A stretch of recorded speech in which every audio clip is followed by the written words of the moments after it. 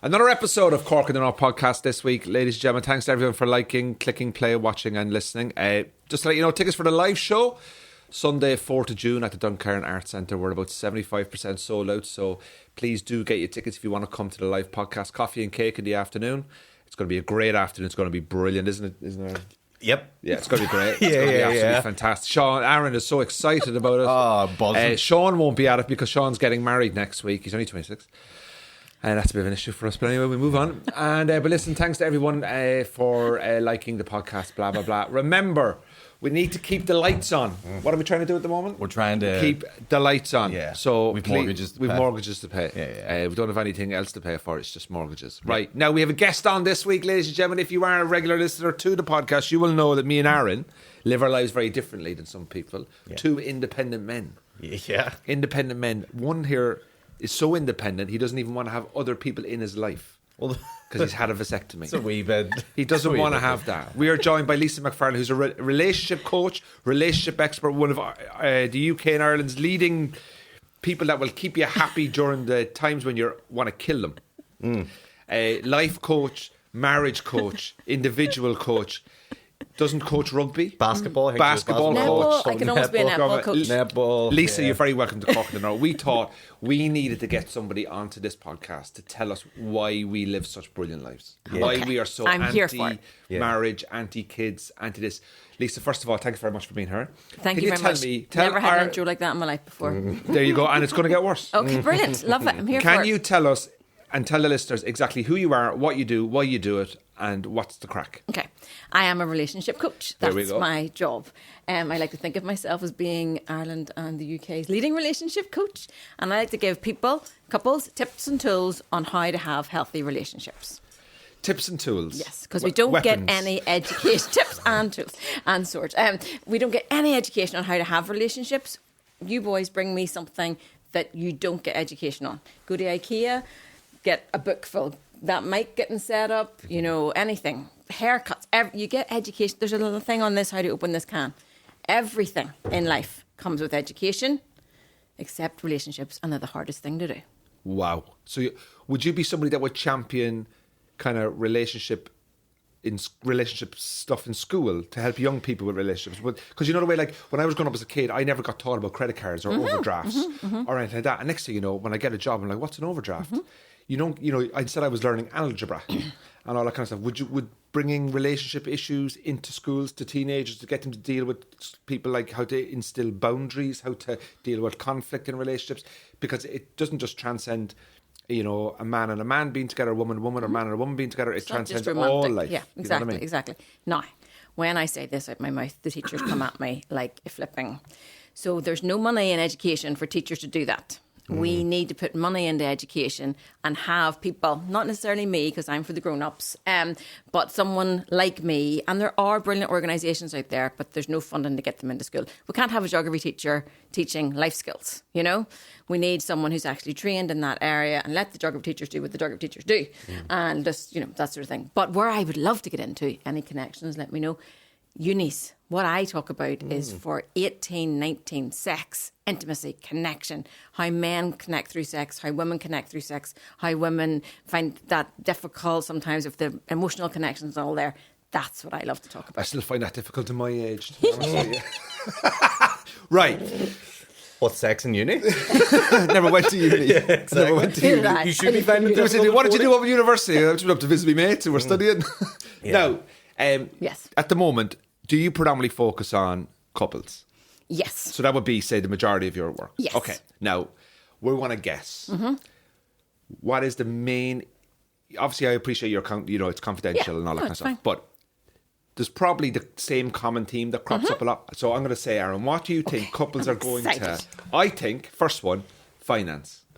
Which says money is a massive issue in relationships. Really? That's one of the reasons why I get scared about being in a relationship, is because I'm thinking like, oh, that's my sofa. Like, well, that sitting, I should be money does create some sort of weird power dynamic, and because the traditional thing is that, like, you know, you get married to a woman, you divorce from a woman, she gets everything. The traditional thing. That's tradition. Yeah, I thought you were going to say that. Did you see the Chris Rock one on that? His wife's as wealthy as him, but he's just never told a joke in his life. Oh, yeah. Yeah. She's got, and like, it was whenever Jeff Bezos divorced from his wife, she became the richest woman in the world just from divorcing Jeff Bezos. Yeah. That's literally all she did. It's true.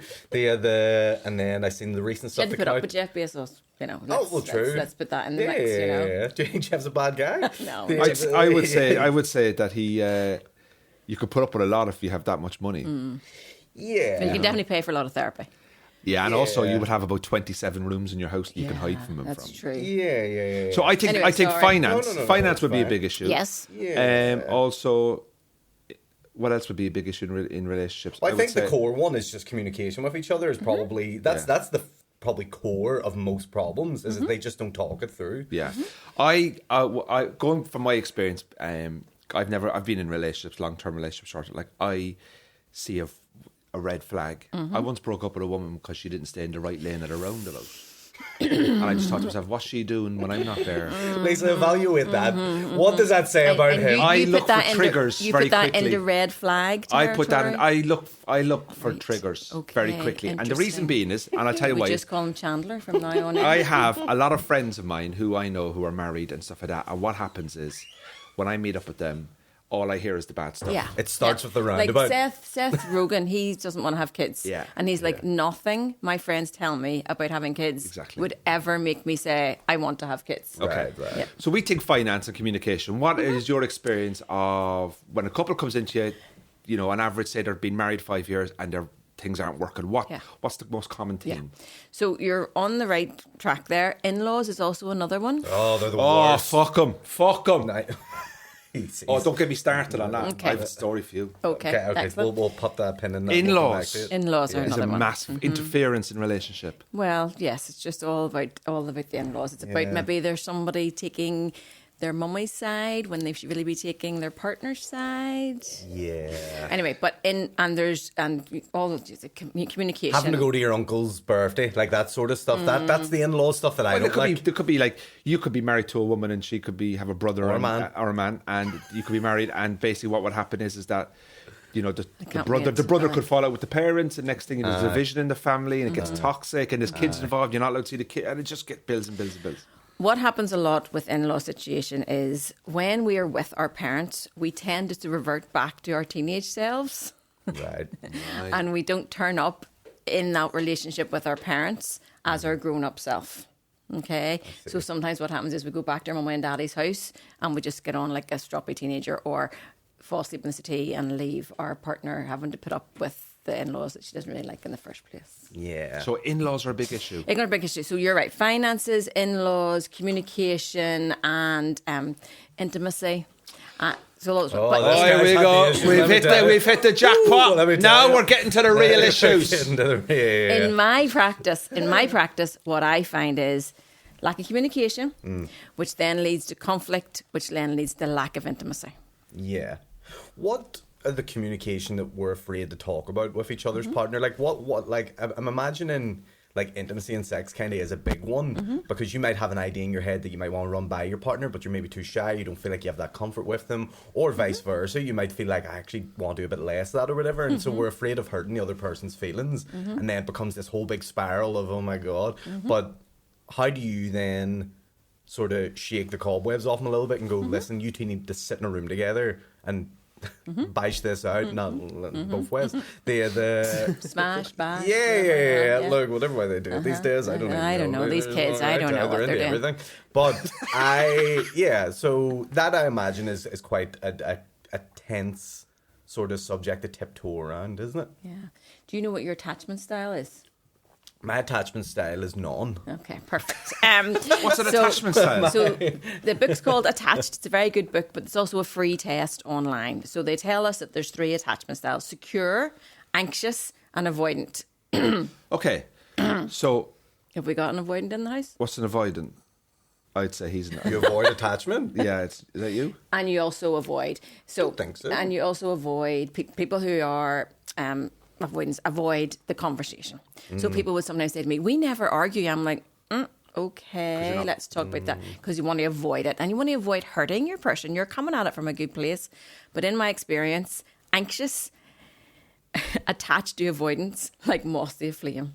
Because anxious wants to talk about everything, and that just pushes the avoidant way. So anxious and avoidance seem to couple up. Right, I'm going to give you an example. Yes. And I want you to tell me, I want you to tell me if you can tell me what I am from this example, right? So, God, I'm terrified. Mental. here we go. Here we go. That's established. Here we go. Yeah. Here we go. So, I learned many years ago about a traffic light system in a relationship. Green. Now, you might not agree with this. Green, amber, and red. I'm excited. And purple. Purple. Okay, so green. It's about your mood. You wake up in the morning, and if you're feeling, oh man, I've got the green light today. So the green light is I'm happy, I'm productive, I'm laughing, I'm joking, I'm giddy, I'm way. Let's have a good Life's day. good. Life is good. Amber is I'm a bit busy, I've stuff to do, but I'm in a good mood. I'm just being productive. I've got work to do, got emails to do. Life is okay, but busy day ahead. Red is don't talk to me, not interested, having an awful day. I'm just furious with whatever's going on. And I learned that many years ago. And I'm dating this girl, right? It's all going great. And I remember recently I was having a red day. And she came over to me after work. And she opened the door and she walked in and she was like, hi. You know, she's obviously potentially in green or in amber. And I'm killing. I'm in a bad day. So she walked in and the first thing I said to her was, hi, babe, I'm in a really bad mood. There's nothing to do with you. I'm just in an awful mood. I've got a red light and I can't snap out of it. And she just went, thanks for telling me. You, my friend, are secure attachment style. Fucking yes. In that She's about to tell you incident, that's bad. in that incident, you were very secure attachment style. Is that good or bad? That's brilliant. Yeah, that's brilliant. Smashing it. Available for dates. No, you're not. Available for secure attachment dates. I am smashing it. Now I wait before you get all up your high on yourself. Yeah, because tell Molly's what's wrong about it. Wait, that's brilliant. That is what we call in my world self-awareness. Oh, he's very self-aware. Very, very self-aware. Yeah. Excellent. Too Okay. self-aware. Now, what can happen is when you get in, so brilliant, your girlfriend said, brilliant, you're in red Loves it. zone. She loves it. Brilliant. That just lets her know also it's not her fault that you're in that mood. Awesome. So proud of you. Brilliant relationshiping. Yeah. Go ahead. enough Yeah. now? No, we're going to hate listening to him. Let's Now, go. the next problem is, Perfect man here. even if you're in... No. That's only a man would ever say. Exactly right, Lisa. So let's say you're in a green, okay? You're having a green day. You're feeling great like you are right now. Green day, but Andrew, yeah. something comes up in your relationship that puts you into conflict, okay? What we have to watch out for, even though you are a brilliant, secure, attachment style man. Oh, yeah. Sexy man. No. When we're in conflict, you just have to be careful that you don't go into either anxious or avoidant. Yeah. Which I'm you okay with conflict. Like Good. I talk things Brilliant. out. you sound very anxious there. Brilliant. And I was going to say, maybe he's anxious after all. Feels like you're avoiding the real question here, Andrew. But do you think no, I don't always communicate like that. Yeah, that's brilliant if you can communicate But like I'm that. aware Right. that So if I would be the anxious attachment style with myself and my partner, and I say things like, okay, I'm getting a bit anxious about that. Give me 5 minutes to get it off my chest, and then we'll move on. Okay. The other thing, anxious attachment style is when their partner says, "Oh, sorry about that. Yeah, I didn't mean to hurt your feelings there at all." Anxious attachment style likes to go, "But why? Why do you think you did that? Let's talk this all to death and figure out why it happened and how we're never going to do that again." Oh, and I know her. You go her. That's- You know her that's- well. I know her You well. know her He well. knows a few of her. So maybe that's a little bit. So I had a thing with my partner that I can't tell you. I like to throw him under the bus on a regular basis. So I've had these Invisalign things in my Yeah, teeth. okay. And we'll talk about love languages in a second. But one of my love languages is words of affirmation. So I like to affirm myself. Yours is words of affirmation too. Just don't panic. And we'll get into that in a second. Pin. Just put that wee pin up there. Yep. So I like to affirm myself regularly. Do we know anybody else like that in the room? So Probably me and Andrew. I was affirming myself about my teeth. Yeah. And my hubby went, see no difference at all. Oh, really? Jesus Christ. Pray. He's some balls. Is only he doesn't- still he's- alive? He is. And I do love him dearly. And how much was it again? I think your teeth look great, Lisa. Thank you. Words of affirmation. See what I did there? See that? See how I'm you learning clicked on the job, Andrew, right away. Well, can I? But no, so we'll have to get into attachment styles now. So, sorry, Andrew. No. Just taking over your whole podcast. So, That's what you're here for. so then he turned to our children and said, "What do you think of my teeth?" At this stage, I was fit to be tied. So, back in the day, I was a huge huffer, like stonewalling, huffing. I was a pro. I miss it so badly. Is that where you just basically go off on a huff? Yeah. You're not talking to them, but like you're giving them the silent treatment and you're giving them short one-word answers, Yes. that sort of carry on? And they're like, "What have I done?" And they're like, "Nothing." Yeah. It's terrible trait. It's actually emotional abuse. It's terrible A trait. woman to a man, or Vice versa. It's terrible. It's a terrible trait. So anyway, but now I know myself. I'm self-aware, like Andrew, and I went to our utility room. Okay, Lisa, what are you so upset about? What's the red mist? The red mist had descended, and I was about to react from the red mist. Yeah. If I could teach every couple, you don't have to react from the red mist. Right. You can let that red mist pass. Calm down, walk the dog, go for a bath, something. Let the red mist pass and actually figure out what you're feeling underneath. What was I feeling underneath? I was feeling undermined, a bit disrespected, sad, unseen. In our relationships, we must be seen, heard, and celebrated. If you two aren't seeing, hearing, and celebrating each other, you're not in a good relationship. You do. I never affirmate him. I've already seen you. I'm the anti-affirmator. So then I come to my partner and I say, "Sweetheart, a situation has happened and I need to talk about it." Okay? That's his cue for get your superhero freaking cape on because she's coming in hot here, right? He instantly shit himself when you say that. He's like, "Oh no." He's done tons of work as well. No. We've been together since we were 18. So he's done tons of work as well. Fair play to you. Wow, that's... Okay, I'm not that old. No, Calm down. like, flipping. In this day and age, to have a relationship from any age is like... We've been together 33 years now. Wow, fair play to you. That's brilliant. So he's done tons of work too. So he puts his superhero cape on and goes, "Yes, sweetheart, I'm here for you." And I say, "See, when that happened, I felt." So we don't say the word "you." So we don't say, "See, when you did that, you made me feel." Okay? So that happened and I felt sad, undermined. And his response is then, "I'm sorry about that. I didn't mean to make you feel like that." And then my response is, "Thank you." Every fibre of my being wants to talk about it and talk about it and talk about it and talk about it. But it's okay. You've got your apology. You've got your accountability. You can move on with the day. Do you use the feel, felt, found thing? Yes. The 3 Fs, isn't it? Yeah, I feel, I felt, and I found that you... I feel that you disrespected me. I felt that hurt, and but I found that you have listened now, kind of thing. Yeah, thank you. I remember many years ago, I got a new tooth. I'm taking all these tips with me. Look, Tell you what. I studied forensic psychology. Look at you. So, Darn, Brian. look at this. See, that's a new tooth there? Yes, I It's a see crown. it. Right, okay. Yep. When I was 14, I lived in a kind of wait. bedroom was downstairs in a house in Cork, and I was a very bad sleepwalker. And I climbed up my bedroom window, and I slipped, and I knocked all these 2 teeth off against the windowsill. And I damaged my teeth, and the teeth pushed in back. And it wasn't until I was 30 years of age that I could afford to change the tooth. Wow. And I remember going in, I said, "I want a new tooth here." It was all dead. I had the root canal, all that kind of stuff done. And he said, "Right, look, whatever it is." It took 6 weeks to make the tooth, get it all done, got all the teeth whitened, blah, blah, blah. And I'll never forget the day came when I was going in to get the new tooth in. And he put the new tooth in and he cemented it in. And he goes, "Right, Andrew, right, we're done. It's all done." And he puts the mirror right in front of me. And I nearly start crying. Just because you were like, I'm a beautiful my guy now. confidence, right? And I remember coming out of because all through my life, I just had this thing in my mouth. And when I looked at all the pictures from the age of 15 to 30, I would be like this. Yeah. I was never like that. I was never smiling with my teeth. I was smiling with my lips closed, right? Right. And I remember going straight home, being so excited. And I went to see my mate that night, and I went, "All right, mate." And, I was like, "What you think?" And he was like, "Oh, you got a new tooth?" And I went, "Yeah, like, look at it. Look, my shoulders were back. Yeah. I felt so calm. My teeth were white. I was just like, fuck, the smallest thing." And ever since then, I spend the bones of 300 quid a year on my teeth. That's a From good cleaning, investment. from flossing. And then I had another tooth here, and I decided to get rid of that one. I got a veneer in there. Okay. And I got that in last year.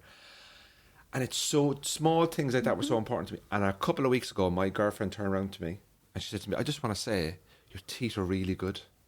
Yeah. I didn't have to prompt her. No. And I just felt, you know what? Thank you for saying that, because I've been working on this for the last 8-9 years. Now, I've never worn train tracks or anything like that. But what I've done is I'm just conscious of having reasonably decent enough teeth. Do you know what I mean? I brush twice a day and I floss whenever I can. I don't floss as much, but we are all guilty of that. And I get to go to the hygienist. But she said that to me. I know. My point is this. This is where I put up with on a regular basis. Lisa's avoidance here. She's doing avoidance therapy here, right? My point is this, is that the small compliment it's being seen. is being seen. It's being seen. And what you're trying to say to us, in a relationship, the small things that are important to you that may not be important to someone else. Yeah. You have to understand that it's the small things that keep. And that's it's the point, small isn't it? things that wear couples down as well. The majority of couples I talk to, it's communication, it's the in-laws, it's the lack of sex, it's the small things. I don't coach many couples who've screwed around or sold the house and not told their partner, the big huge mistrust things. That's not what I do. I'm also a coach, I'm not a therapist, so it's about those things. It's about those things. Now later on that night after my teeth issue, my husband and I were sitting on the TV watching something and I couldn't let it go. Of course my anxious slipped out my mouth and I went, do you really not think my teeth are any better? And he said, sweetheart, I loved your teeth. I didn't think there was anything wrong with them. I didn't think you needed to do anything with them. But if you're happy, I'm happy. So his opinion had not changed at all. But I still felt seen. Yeah. We don't have to agree on everything. Yeah. You can think one thing, your person can think something else, and you can still stay connected. Okay. Sometimes it's a timing thing too, and sometimes we just say the wrong thing out of turn mistakenly. Like he's probably more just curious about your teeth instead of like trying to give you any sort of backhanded compliment. He's probably like, oh, much did they cost? Like he's probably more just curious and fascinated in that way. But then you've maybe taken it and went, oh, flip, is he not like these or something? Or, which is easy to do. Yeah. I was dating a girl in England, right? And when somebody says something to somebody and you go, we're done. This is what happens. Is this worse? Okay. This is worse. So I'm dating. How can this get worse than the roundabout? That's what I would love to know. Yeah. This is gonna. You're gonna back me on this one here. Now listen to this. I never told you this before in the part. Right. 2017. Wow, you've really got it. 2017. Yeah. February 2018. Okay. December 2017, my mum gets diagnosed with terminal cancer. February 2018, I'm going to Cork every second week to visit my mum. I'm living in London. Going out with a girl, half Spanish, half English. And I was really busy with work. And I remember coming home one day, and my mum obviously starting chemo and obviously completely, not sure what's going on. And I said to her, I'm going home to Cork this weekend to see my mum. And she said, why are you going home so much? You've got other brothers that can look after your mum. And I went, I'm going home this weekend, and when I come back, we're finished. Was there anything else going on as well, Andrew? Because I was giving my mum so much attention. Yeah. She was a lonely child and is used to being the princess, was used to being 100% attention. Yeah. And then I was like, my mum's got cancer. I want to go home and see my mum. Because she was given a diagnosis of 6 months and she lasted 18 months. And she was like, but you've got other people at home that can look after her. Why are you going home? I was like, because it's my mum. So do you see what you both did there? You both said the word you. So, yes, Lisa, tell him. So he was in the wrong. You said, I'm going home this weekend, okay? So when we're in a partnership, we have to be talking like, so I'm thinking of going home this weekend. Do we have any plans? Even though you know rightly they don't, but I'm going to go home this weekend. Or look, I need to let you know when Mum's sick like this, I'm going to need to go home a discussion piece. He wasn't doing that, so Lisa. You were doing your thing. I was doing me. Yeah, which is totally understandable when we're going through a very difficult time. And then she said the word you. Do you not have any brothers that can sort that out? So now we're both on the back foot. And the only place red message descended where we're going to go attack or jump. And that's it. Gone. Did you ever explain what the purple light was? The purple one is what was the purple one? The purple one is green is happy, amber is busy, red is don't come fucking near me. I like this. And the purple one. Purple's the three-way. The purple. Sorry. Every podcast. Thanks, Lisa. You need to listen back to some of the stuff he says. We're going to be talking about him in a minute, by the way. We can talk about polyamorous relationships. We're talking about him in a minute. Sure, I want to talk about him in a minute because I don't think you have the time to be dealing with him. Lisa. Now listen to this. We need to pay your invoice. Purple is productive, happy, and also open to change or something. Do you know what? I actually can't remember what. Okay. I just use the tree traffic light system. Trees planting. Now, I've taken the quiz. What's the quiz? Oh, is this the one? So this is producer Sean is Hello. taking the quiz on attachment, is it? Yeah, and it's came up as disorganized / fearful avoidant, which doesn't sound good. Yet this man is getting married next week. Okay, so we need a wee bit of work on that. Sean, it's time to cancel the marriage. Because you need to do a bit of work not on too late, yourself. Sean. Sean, it's not too late. No, we'll do our best work within relationship, so it's all fine. Don't panic. Okay? Sean's over there going, the money, the money. Ladies and gentlemen, Sean will be at the live show because his marriage is now officially being cancelled because Lisa, the life coach, has gone red flag, red flag. No, I Lisa. did not say that. I know. I said that you can do your best work within relationships. After you spend 12 grand in a marriage. But anyway, that's another thing. If you got Aaron away like Butler- you got away like 12 grand. You got away like. I feel I'm perfect in relationships. Perfect, Right? that's 41, great not married, place no to kids. start. I'm only joking, right? Look, here's the thing. The institution of marriage was created to support women, basically. Yeah. You know, it's what is that word I'm trying to say? Old system. It's an old system, yeah. Archaic. Dormant. It's an Archaic, archaic okay. system, okay? So, and also, you know, in my day when you got married, it was when are the kids coming? You know, tons Yeah. of people now are choosing not to have kids. Brilliant. different day and Why age now. can't we just decide what's right for us? That might be a throuple. Love that. That might be single. Not the throuple that thing, I was just might saying love. be- I was just saying that, no, I love that for people who want to be in a throuple. My hubby says, really? Two women? Like, who could cope with that, Lisa? That is just, but I think that's just because I'm a bit mental. You know, it's like, maybe Lisas? if you had a normal Doesn't person, like that would Louis be Theroux fine. do those documentaries about He did the people who've got, polyamory like, 4 one. or 5 Yes. I remember wives. seeing that. Yeah, in Yes. America it seems to be more prevalent thing. Not so much here. I know that the boxer David Hay has two like girlfriend But wives. was she not the girl from the music One singer? of David Hay's girlfriends. She not got dumped then from the advertisement that she was meant to be doing or something? I have no idea. No I haven't idea. read I it, have but I no know idea. he does have. Yeah. Infamously, he has two Yeah. women. He's in a throuple. So Yeah. we get to do, as long as you're not being a dick, you Yes. do you. Love that. Oh, and listen, I fully support. Like, I'm very happy that I got to my part of my life Mm-hmm. without, because I have friends of mine who've separated, and you know, I mean, some of the stuff you hear. I have about something the to say about kids and that as all well. right? And you know, you hear, and I'm not saying that they're in the right or they're in the wrong, but you kind of go, oh my god, my biggest fear and anxiety, and I don't know if Aaron kind of touched on it there, and I do agree with him, is I hear a lot of negativity, okay, from marriages and kids and all that kind of stuff, and I kind of makes me wonder, like, am I going to be able? We're comedians. We're very individual. I work when I want to work. I go, like tomorrow I fly to England. I kind of just go away and do my own thing. I could go away to a festival for 3 weeks and not have to think about the house back at home or the partner and stuff like that. So I'm very individual, very sort of self-driven. And then now all of a sudden someone else comes into your life and you're like, oh. So you know what I mean? if- And then all you're hearing is negative things. You think, oh, maybe I'm just better off on my own, So you know? if you identify as male, what they tell us is males need freedom, a man cave, and time doing absolutely nothing. Yes. Finally. This is the dream. This is Okay. the dream. Yes, Lisa. I'm going to cut this bit. Cut that bit and send it to every girlfriend. This you is have. going out online. This bit. No, we don't want to be selfish and be a dick. True. Okay? Put that bit in too. All right? Cut that bit. Now, if you identify as a female and you have the way females' brains work, so we can't actually comprehend how men can be actually thinking about nothing. Oh, We can't comprehend it. My hubby goes out on his bike for 40 miles and I say, so, what were you thinking about? And what happened? And did you... I don't think I was just on the road. Class. I love him. So what was he? Free Yeah. and not thinking about anything. Free. Comes back in great time. This was what happened in COVID.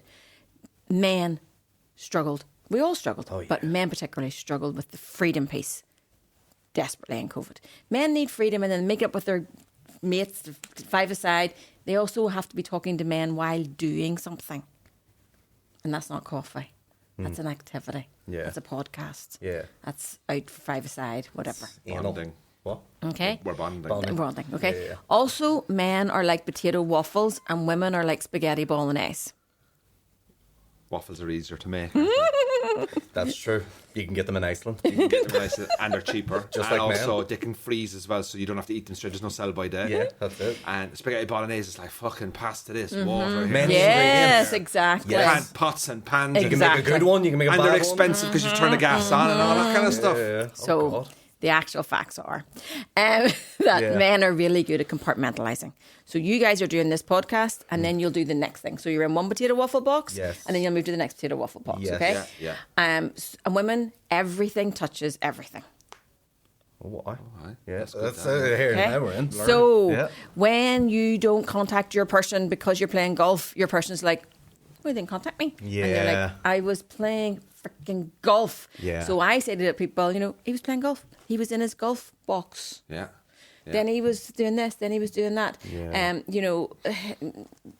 If you're in a straight couple, lots of men walk in and go, "Oh, I forgot about that." And women are like, "How could you even forget that the kids had that today?" It comes across as disrespectful. And like, women are spaghetti bolognese. Everything touches everything. And we're thinking about everything all the time. I'd probably forget that we had kids. Exactly. Well, my hubby He has did, 4. My hubby He did. just My keeps hubby did forgetting. forget I was pregnant one day. Your hubby forgot you were pregnant. You have to meet him. He is lovely. Yeah. We already had one daughter, and he walked into the house and he went, "Oh, I forgot." That's great for him getting to live that news twice. Oh my God, I'm having a kid. Oh my God, I'm having a kid again. Where were you? I was just in my cave for the last couple of months. Exactly. So, when you're dealing with couples and they come in, and give me maybe an example of a recent event you've had the last few years with a couple. Give an example. Like, how do you resolve it? Like, say if there's the male or the female, and they're there and they're like, "Well, he just goes off and plays golf. He doesn't contact me for 6 hours." It's like, what's he doing? And how do you resolve it, though? Okay, so Give we me a need to resolve. find out what our love language is. Okay. New test. New test, Sean. Sean, get your phone This up. is Sean. Your Make marriage sure you might put be in- saved. Marriage might be Make- saved. yes. Love language. Free love language test. Because there's one to be. So this is a man in America. Don't look into it too much because there's lots of stuff about it that's not great. But anyway, the test's great and it's free. The love languages are said to be time, touch, words of affirmation, acts of service, and gifts. Okay? You do the test, it emails you back the result, and it's like a little pie chart. Okay? My love language is time and words of affirmation. Okay? My partner's love language is very similar. So we have quite an easy relationship. Okay? But if your partner's love language is something different, and this goes for all couples, this is if you're in a throuple, if you're in the same sex couple, this is for everybody, okay? And you find out your person's love language is different than yours, what we have to remember to do is speak to our person in their love language. Gotcha. Write that down. Get that written down. Andrew. Okay? So, for example, my love language is acts of, or words of affirmation. So I might say to my partner, "That's lovely on you. Your teeth look great. Da da da da. Love that jacket, blah, blah, blah." And my partner might be like, "All right, whatever, mate." Yeah. Okay? But say my partner's love language is acts of service. If I take him a cup of coffee and a digestive, I'm the Queen of Sheba. Oh. So what I'm going to do is make your life easier. Yeah. So when couples come to me and they say, sometimes I have bringing you couples, coffee. sometimes I have couples and they'll say, they do everything around the house and they do this, but I don't feel seen. And I'll be like, what's your love language? Do you know Theirs what is I acts love, of service. What I love doing for when I'm in a relationship, but I don't know if it's their love language, is I like making them breakfast. Do you like getting made breakfast? Yeah. That's why you like it. There you go. We've just unlocked I Pandora's think box my here. love language is breakfast. is breakfast. Perfect. Scrambled eggs is actually, your love language. It's actually, Yeah, it's, yeah, it's acts of service. People say to me, "Andrew, what's your love language?" I just want to be left alone. Time. I was watching That's football time. recently, and the game was on, the Man United Brighton game. It went to extra time and it went to penalties. FA Cup semi-finals. I watched that as well. Yeah, my girlfriend was there, and we're watching it. And No. we're watching it, and I think she said something to me. She was like, because you're just transfixed with it, and goes, "Yeah, it's great, isn't it?" Like, and she likes football as well. Like, so she was just like, "I'm watching the game, just studying. I'm studying the players moving off the ball because you know if you're into it and all that kind of stuff." And then when the penalties happened, I stood up, and I was shouting at every penalty. Oh, and she's yeah. just sitting there looking at me, and I'm like, "Oh, who's next? Oh, Lindelof. Oh, he's going to miss it. He's going to miss it. This guy, he's going to miss it. He's going to miss it." And then he scores. I'm like, "Yes!" And then I went, "Right, come on, let's go out." And she's like, "How could you just go from that?" Yeah. Because you jumped out of your that? potato waffle box of football. Yeah. You're in the next box. So what happened was, Man United won the game. My girlfriend was there, but I was aware that she was watching it, but she wasn't overly interested. So like, now normally if I was on my own, what would happen here is, and this is why I think I'm getting better, is that as soon as the game finished, I didn't wait around for the interviews. I didn't wait around for the analysis, for the managers, for the players to be interviewed. I said, "Right, game is over, we've won. Now, babe, what would you like to do?" I like it. Very good. Yeah. And we went out for a drive, we went out for a coffee, and that was it. I like it. And I said, "Don't worry, I can catch the interviews this evening. And then we went out and we came back in the evening. And I said, before I go to bed, I just want to watch the manager's reaction to the game. And she was like, yeah, totally cool.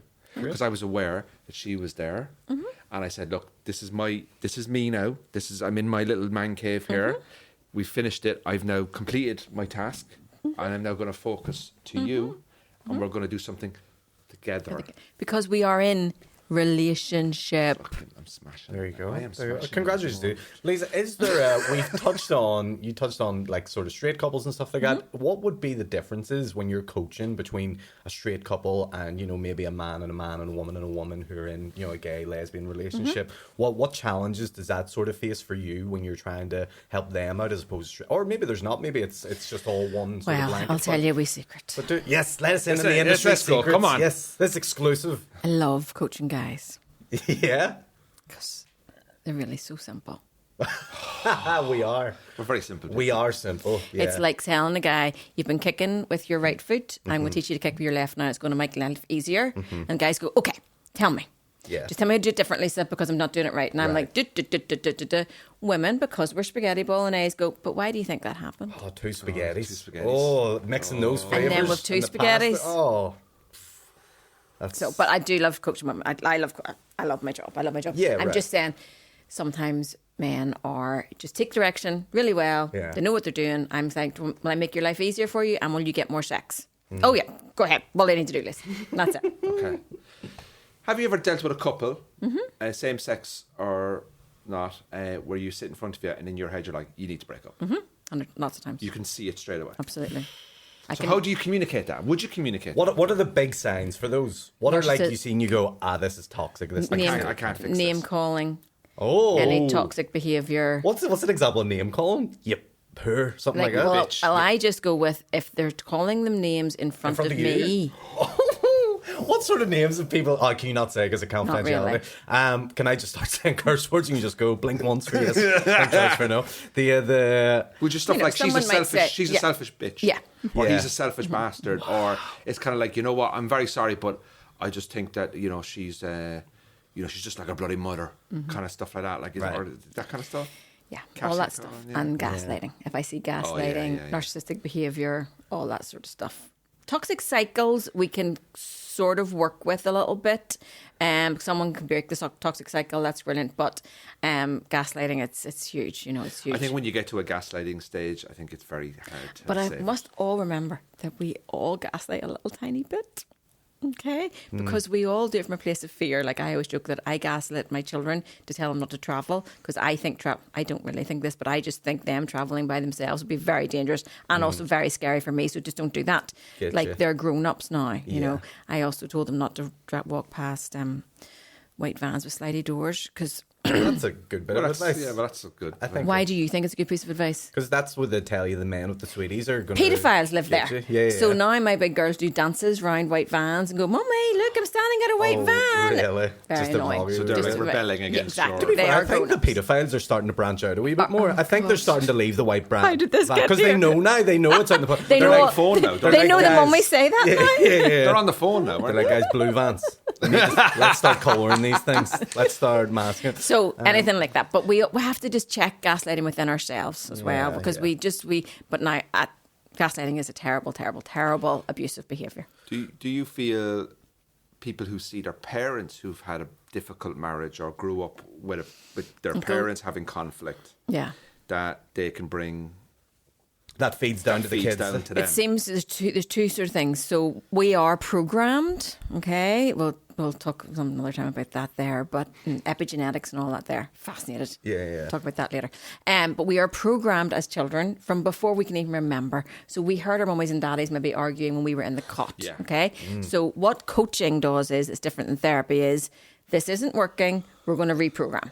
We don't really care why it's not working. We don't really. It's just not working. My huffing was not working.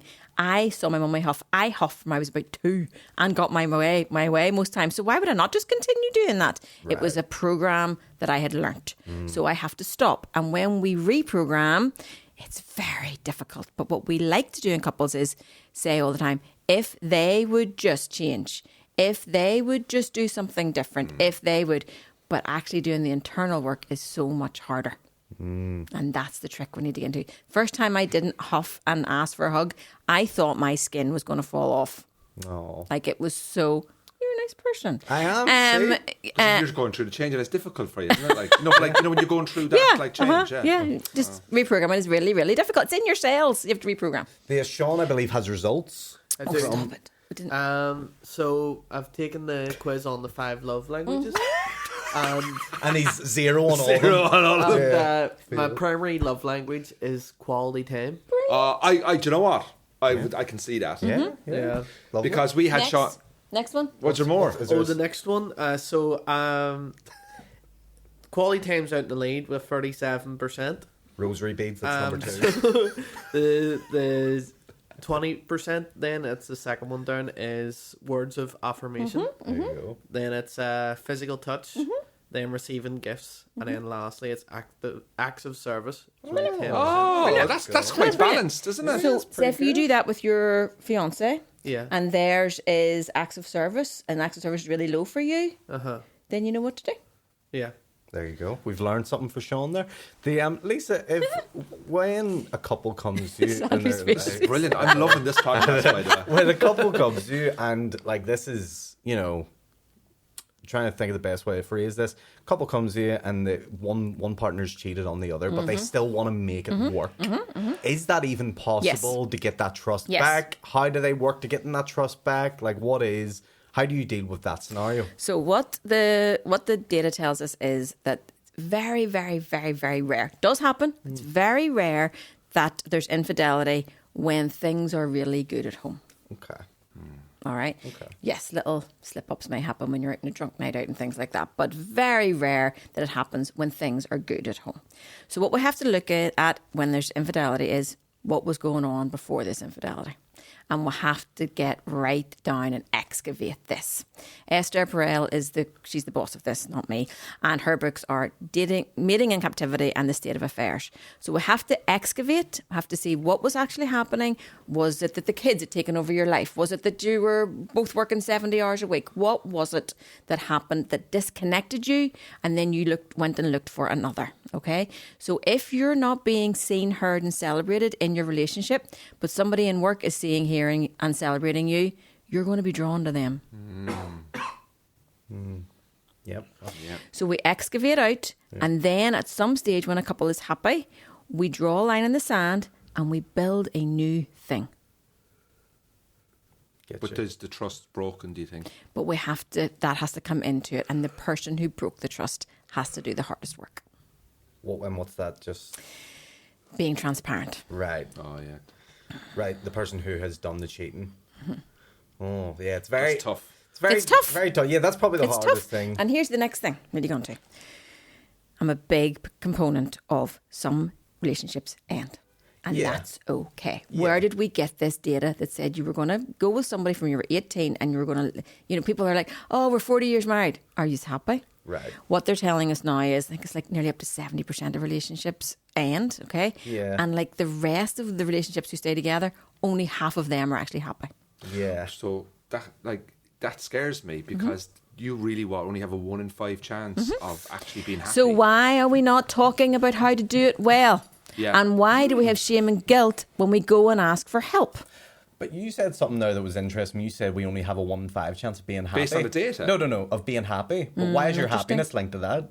Why is your happiness not just linked to... You have a 1 in 5 chance of being happy in a relationship. In a relationship, you mean? Yeah, but if I have to work on it to be that 1 in 5, don't But I? Andrew is right. He's right that your happiness is linked to who you're cohabiting with. Yes. Yeah. It's the biggest deal when it comes to your happiness. It's the biggest indicator of your happiness. The closest people in your life are the biggest indicator of your happiness. Yeah. And who lives the longest? Happy people.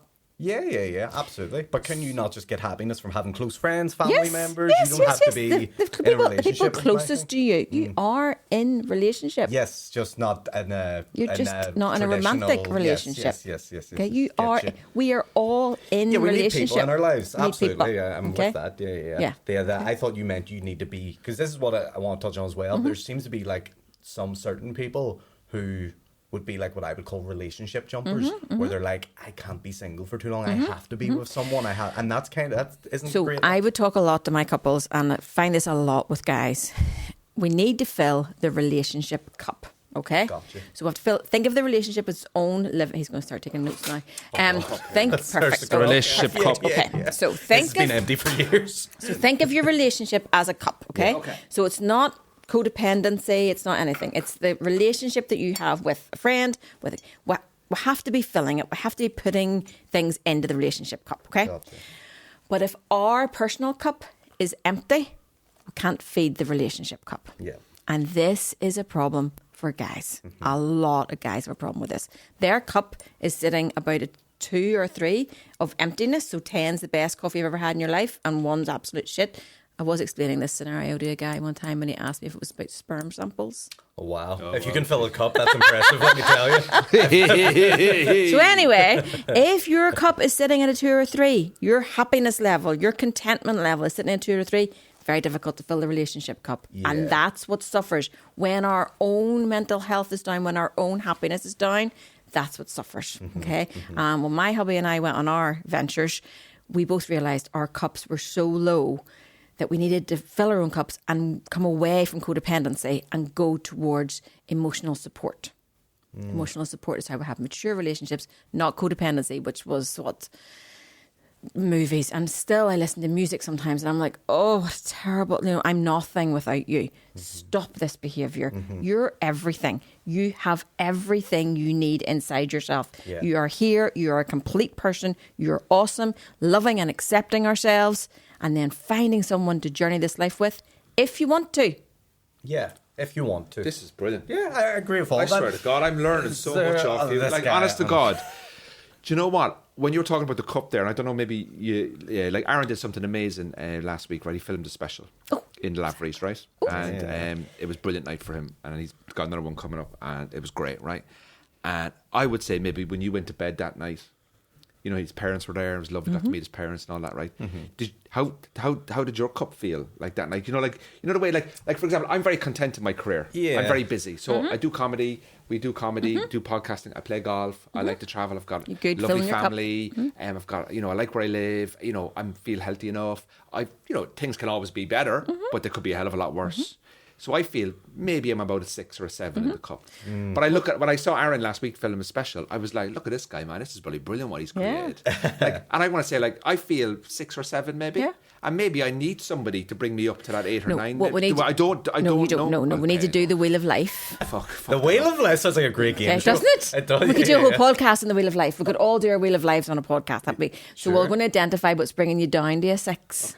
Okay, not the second. We need the actual thing. He was so and excited. anyway, he's like, tell me right now. anyway, how did you feel after the show? Oh, it took me a few days until the cup came. You know, How was the imposter syndrome? Oh, on the night it was Yeah. 100%. I felt like I was like, oh man, what am I doing here? And then when people start to arrive, you go, these people are nuts. Why are these people? yeah. Why are people paying me money for this? Exactly. And then it sort of happens. It's a big blur. And then What do you know about your automatic negative thoughts? oh, self-critical. Don't give myself enough credit. Don't appreciate the moments that I'm in sometimes. And do you have a name for him? I don't know. Just dickhead. So mine's called Shirley. Shirley. Okay. So Shirley goes off all the It's time. called Aaron. So Shirley goes off. She's just there all the time. Right. People say to me, how do you get a handle on Shirley? How do you get rid of Shirley? You don't get rid of Shirley. No. We managed to turn the volume down a little bit. Yeah. I did an event in Belfast last year. Same thing. People are rolling in. I'm going, people have paid me money. I better freaking say something. Blah, blah, Yeah. blah. Whole thing. Next day, the imposter syndrome, we call it the vulnerability hangover. So Brene Brown would talk a lot about this. Like if I said too much, after this podcast, I'll be like, shouldn't have said that about that, so shouldn't have said that. The vulnerability hangover and the imposter syndrome. Told my big girl message the next day. She lives in Scotland. She messaged, how was it last night, Mummy? I wish I could have been there, blah, blah, blah. I was like, okay, easy, not the day. Shirley and I are just feeling a bit delicate today. And I said, the imposter syndrome. And she went, well, you are an imposter. Wow. Her and her father are cut from the same cloth, as you can see. Yeah. And I went, and your teeth are shit, man. Okay, yeah. I was just like, okay, sweetheart, do you want to continue with that? She goes, I'm just going to send you a whole bunch of stuff about why you're an imposter. And I was breathing. saying, Shirley, come on, Shirley, it's going to be okay. It's going to be okay. So she sent me a list of women who had done things for the first time. And she said, has there been another woman who stood up in Belfast and talked about sex and intimacy and connection and communication and love language attachment styles? Arlene Foster. No, Every day of the week. I mean, I've never listened to a speech, week. but I'm pretty sure she touches on Absolutely. all those things. Blowjobs, the whole thing. Yes. So anyway, I said, thank you very much, sweetheart. That's very, very kind of you. But we are imposters when we step into this. We are imposters when we step into this. Yeah. And it's about saying, yes, I'm an imposter. Because you know what I want? I want the world to be a freaking better place. And I'm going to play my part in doing that. Yeah, that's nice. That's a nice Wow. I'm learning so much. You're learning. I'm learning so much. And when we don't step into our greatness, you know what's happening? All the freaking narcissists are running the bloody world. Someone else is stepping in it. Exactly. Yeah. If So the why can't we? I always say the baby light workers, if the good people don't step into their greatness because they're worried about what Shirley's going to say, which is just a thought, which isn't true. Yeah. It's keeping us small. She thinks she's keeping us safe, but she's keeping us small. Yeah. We have to turn the volume down and say, it's going to be okay, Shirley. Come on, hold my hand. It's going to be okay. And Shirley is all our woundedness from childhood. My dad's famous one he used to say was, she's getting a bit above her station. Yeah. What is that? Yeah. I've heard, don't forget the bowl you're baked in. Don't level up. It's a new devil to get to know. Get back in your box. Yeah. You're a bit much. Yeah. So Oh, that one's, I hate those. isn't it? Okay. You're But a bit when you come across, we've all come across people like that in our lives. You know, that try and put you down. Like, I've had people say to me, "You're a comedian. What, you think you're funny, do you?" And I go, "Just don't engage with them." Yep. But the older I've got now, and is that, and I suppose the more not mature, but the more I've learned, is that they're not in my life anymore. Self-development. They're not in my life anymore. No. I that's why I said, like, I've only got like 5 or 6 And friends. even if they are You know what I family mean? members that you have to see, you can make them 20-minute people. Boundaries. Yeah. So if you come away with spending time with someone and you feel less about yourself, they're not your people. There you go. Very good. Okay? You will have to maybe spend time with those people occasionally, 20 minutes. And then when you come away from them, fill your own cup. There you Back go. up again. That's it. That's it. And then you're ready to serve the people who actually deserve you from a full cup. Because you're feeling good, you're feeling content. Another one we're always told was, especially as women, if everybody else is happy, you'll be happy. Just make sure make sure your daddy's tea's on. Yeah. Make sure everybody else is happy. It's a curse of the Irish. It's shocking. And it's the biggest load of bullshit ever. Fill your own cup. Know your greatness. Love and accept yourself and serve from that place. When am I the best wife? When I feel great about myself. When am I the best mum? When I feel great about myself. When am I the best lover? When I feel great about myself. When am I the best... Well, my mum and dad are both passed now. When am I the best sister? When am I the best worker? When are you the best employee? When you feel great about yourself and the relationships in your life are going well. Do you know what? That's so good, because I must say over the last sort of 6 to 8 weeks of my life, I've feeling so good lately. Do you know why? Because started dating someone, rejoined the gym, back running again, lifting weights, weather's getting good, house is looking okay, Spending time with people you like. getting the back garden done, saw the family. I'm just like, you know what? Because here's the thing. Feeling good. Here's the thing. Life will throw stuff at us. Parents dying. Yeah. Job problems. Curveballs. Curveballs will come. And we have to get our reserves up at all time, because we will lose our parents. Yeah. There will be tragedy in our lives, and we have to get that cup filled all the time so we can cope with those things and be the best us. Wow. Yeah. You like that? There you go. Loving it. There you go. Now It's you're great. learning that. It's good, isn't it? It's like I'm a life coach, mate. It is. Oh, it's brilliant. Love it. Feel energized. Yeah. Lisa, what I'd like to talk about Yes. is just briefly on polyamory and things Yes. like that. Because it seems to be like a big trend more these days than ever. You know, you see the documentaries on that Louis Theroux's done it and all these sort of things. How do those people who engage in that lifestyle, and maybe they're in a throuple, maybe it's a fourple, whatever the word is for that, I don't know. How do they maintain the trust between more than two individuals? Yeah. How do they all balance those emotions in those cups? And, Yeah. you know, how's that come together? That, and also people who are in monogamous couples but who want to step outside the relationship, maybe go to a swingers club and things like that. That's totally a real thing. That's Got my totally membership card. totally a real thing. Okay. He's a platinum member. Totally. So Got me I want- AVS points. And I want to talk about porn after we talk about this one. I want to talk about Absolutely. Absolutely, Yes. yeah. Log on. Yeah, he's Okay, got sorry. loads there. So it's all about boundaries and trust. Right. And we actually find that people who are in, let's say, a relationship that's maybe just not what we would call normal, actually are far better at that. Do you know who has the best? Do you know who has the best? Do you know who have the best communication about sex? People in polyamorous relationships? well, because they're so open. Gay men. Okay. Oh yeah, because they both just know what they want. Well, they both have to decide who's getting what. That they do. Oh, that yeah. Because my mate. Look at him, he's all excited. No, here's what, my mate, who is a gay individual. He was showing me like his side of the app, and like so. Here's what happens when they match on the app. You know, if you match on app as a straight sort of person, you know, male, female, Tinder, whatever, it's pretty normal. The chat is, hello, how are, what do you do, where do you know, all this sort of carry on small talk. Basic when stuff, the yeah. gay guys do it, it's like they want to get to know straight Tops and away. bottoms. It's They tops want and to know bottoms. straight away because they don't want to invest their time in getting to know you. Yep. For them, then like an hour later to be like, So oh yeah, they by the have- way, I do it this way and you don't, and then they have to just start from start again. So the data tells us that gay men have the best communication. Guess who have the most orgasms? Gay Oh men? no, women, lesbian, Gay women. lesbian couples. Really? Yeah, because they know how it works. I don't fucking know I'm doing that. Guess who has the worst communication, the worst sex, and the Men and Men women. and women. But yet we're not Especially talking. his. But yet we're not talking about it. Because we're not talking about it. You yeah. think there's a stigma between the men and the women not opening up? It's not that there's a stigma. They don't have to. They just presume that each other. We're getting this hard. We just presume with each other. I would say to people, you can't talk about it. Don't do it. Yes, I agree with that. Can't talk about what you want. Don't Yep. do it. Yep. Yeah. Okay. If you can't be honest and just say, sure, Yeah. I like this, And like that. also, there's tons of things you can do before penetration. Yeah.